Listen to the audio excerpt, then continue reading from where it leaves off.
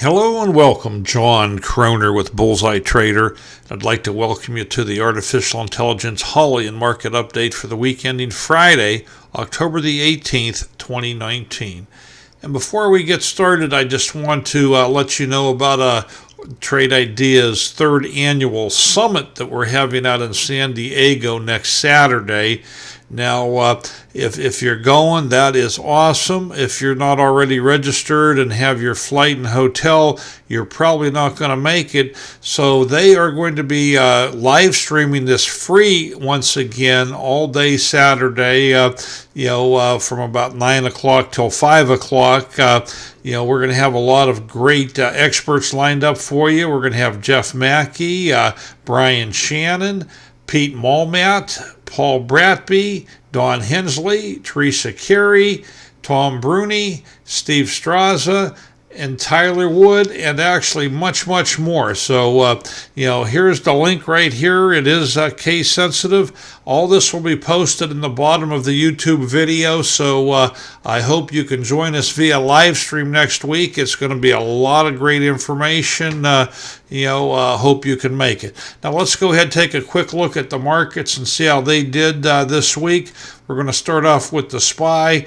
And you can see here we do have that green candle. We're kind of been consolidating here for several weeks. If you look at it, we closed right about the middle of that candle. We do have a little bit of an upper shadow, but not a whole lot. So, the spiders are looking pretty good there. Now we're going to go on over to the Qs. And the Qs, we have a bigger upper shadow on there, as you can see there, but we still are green. So it is our third week in a row green. Looking pretty good there. We did have that pullback towards the end of the day, but, let's see what next week has to bring. Now, the diamonds, they did not close in the green, a little bit on the red side there. But if you go back and if you look real carefully, we hit an intraday all-time high on the diamonds. So we do have a new, intraday high, not a closing high.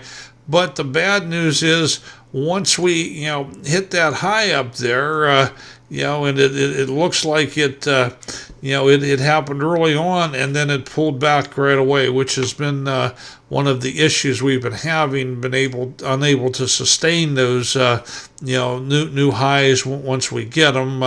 We still haven't broken any key levels here. So if we can hold above this gap here, we should be all right. Now we may end up pulling back a little bit and then going back up. So it could prove to be an interesting week next week.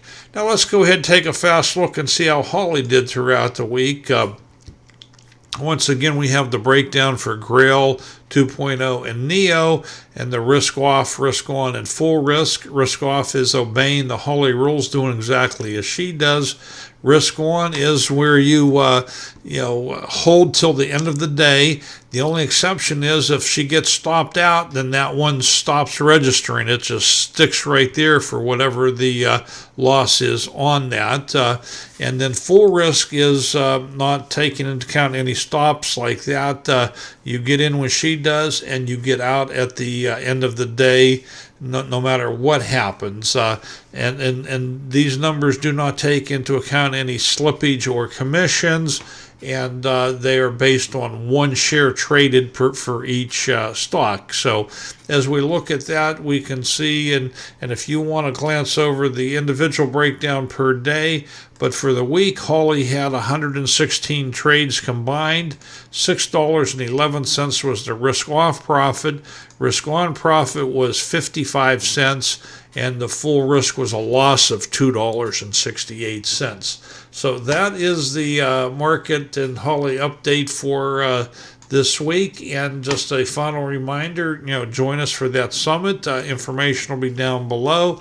Hope you can join us. If you haven't already, do me a favor, smash that like button, maybe share this to help spread the word, and make sure you subscribe to these videos so you never miss one. Hey, I want to thank you, and God bless.